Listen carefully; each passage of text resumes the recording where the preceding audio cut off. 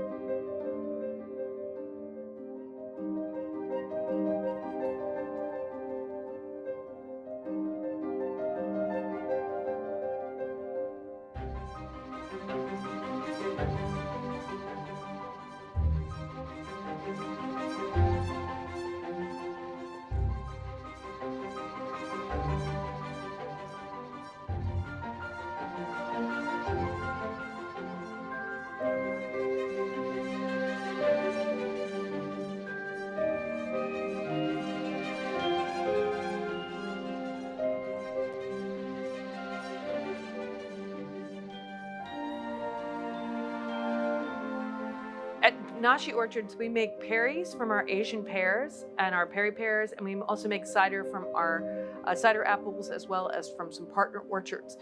It all got started about 15 years ago when we were looking for a place to live in the middle of the Puget Sound. Vashon Island seemed like the perfect place for both of us to get to work and still have what we really love as being in the outdoors. And we fell in love with an Asian home that was actually modeled after a 17th century Katsura country estate from Japan. The roof tiles were imported, the limestone is imported, and the whole style of the house is very Japanese. It also came with a 300-tree Asian pear orchard. And that orchard was in really bad repair at the time. And so we didn't really think much about it.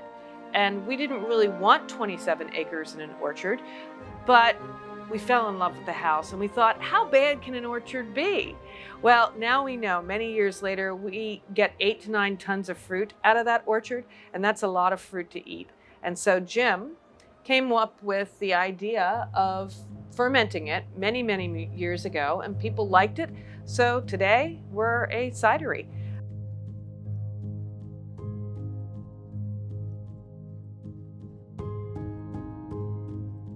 We had about 300 trees in the orchard, and of course, because they weren't taken care of, we ended up cutting down about 60 of the trees and digging out the stumps.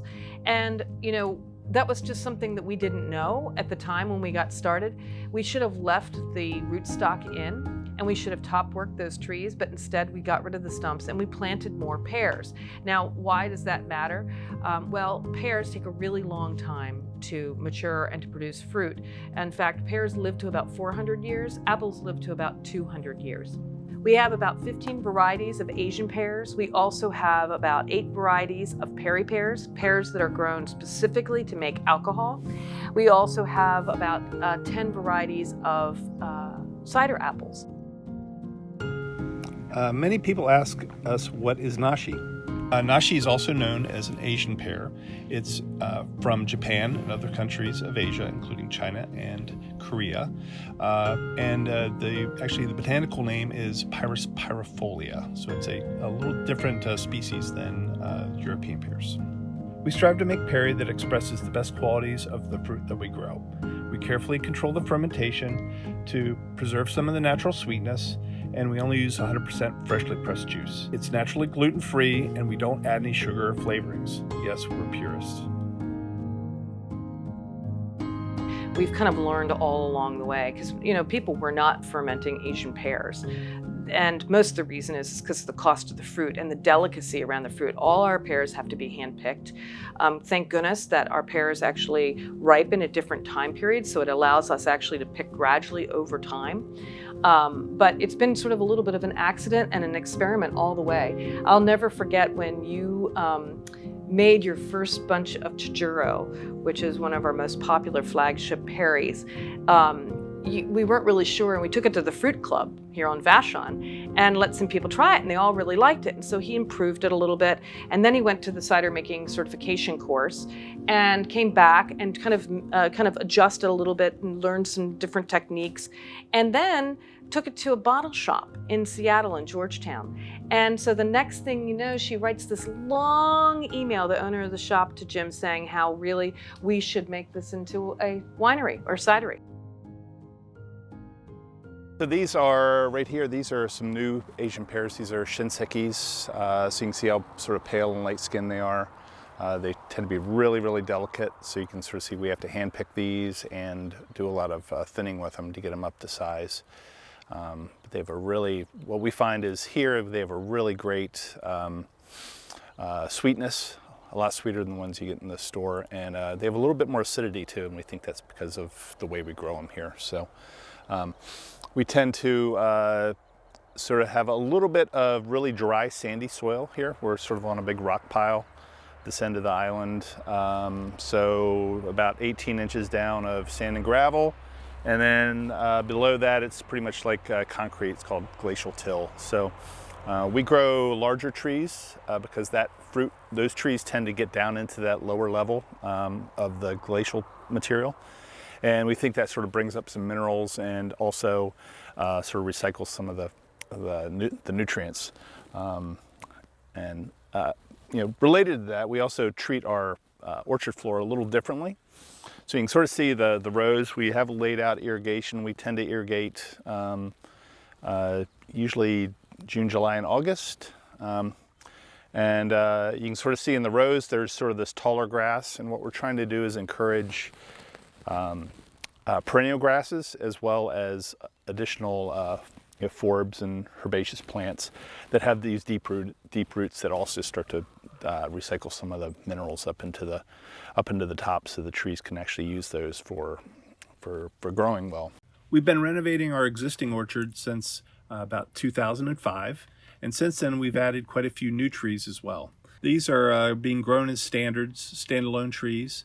We're including some varieties like Redfield, Harrison, and some other American heirlooms like Roxbury Russet, which are going to give us some really great opportunities to make some very interesting ciders in the future.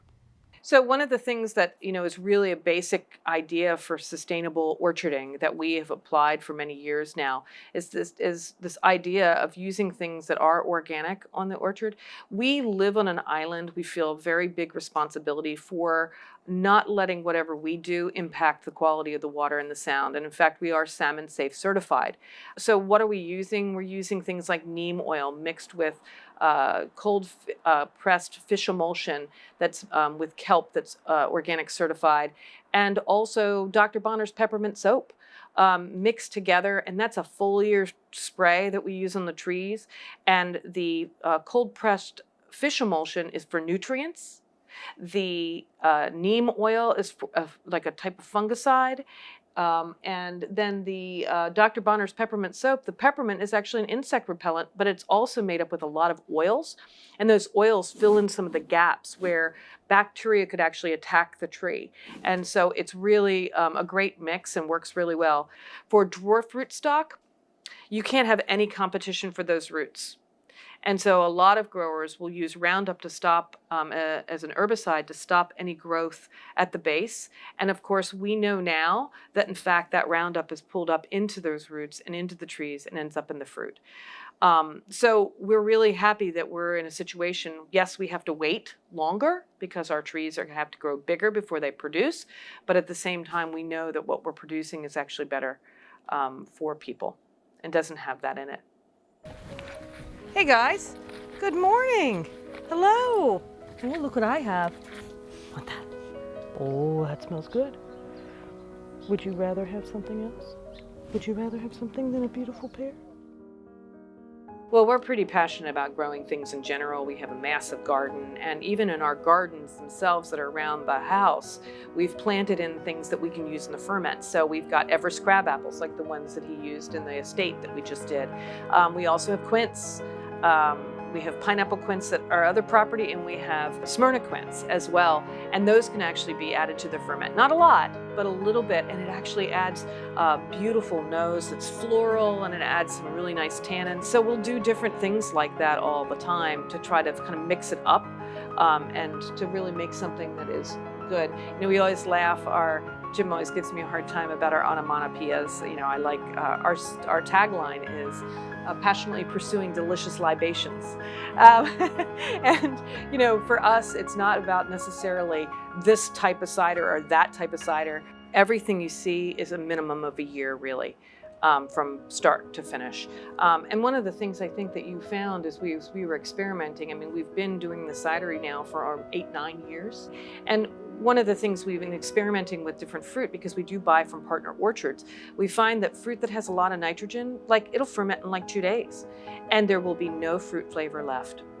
And so the slow process we have found really allows us to sort of stay true to what we want to create, which is something that's pure. It's about great fruit, it's about really solid technique, and it's about the yeasts we're using. And it's not about flavorings, it's not about added sugar, it's really about sort of what are each one of these different types of fruit going to produce.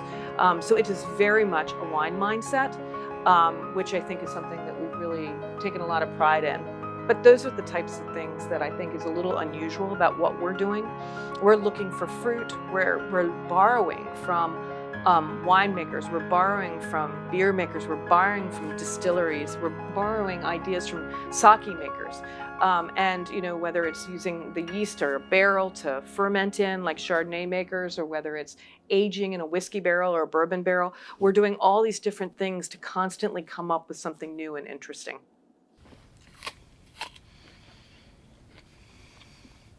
Not ripe. Not ripe, but it's going to be good. It's pretty good. Doesn't have any bitter pit on it either. It's good.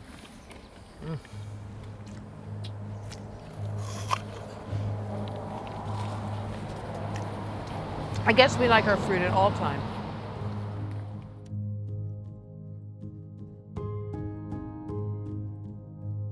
During COVID, we're still open by appointment, and we're at the orchard now instead of up at our new tasting room that's near Vashon town. But you're welcome to stop by and see us. We're here every weekend, Saturday and Sunday.